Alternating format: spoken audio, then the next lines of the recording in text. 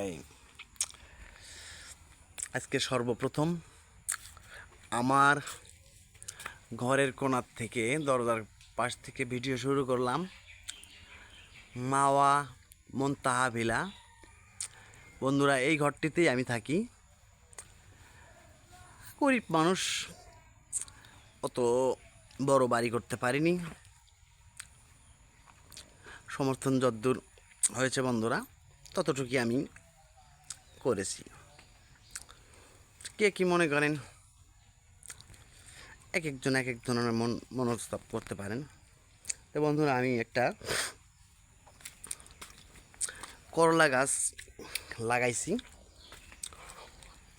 করলা তেমন ধরে নাই, কিন্তু তার আগে একটা মরিচ গাছ দেখেন। মরিচ গাছটা আমার অনেক উঁচু হয়ে উঠে গেছে।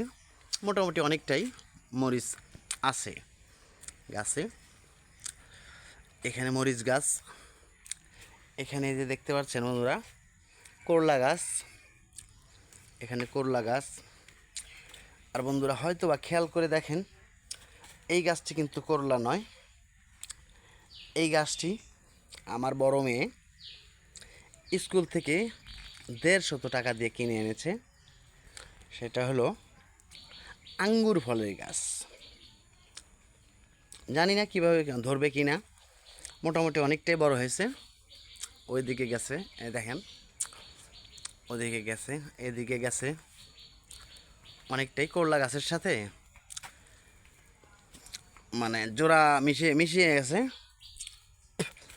তা আমি তো ভাবছিলাম যে করলা হয়তো বা ধরবে না, কিন্তু না বন্ধুরা, এই দেখেন, এই যে সুন্দর, কত সুন্দর করলা। ওই যে ওখানে দেখেন, আবার এখানে দেখেন একটা মোটামুটি অনেকটা বড় হয়েছে।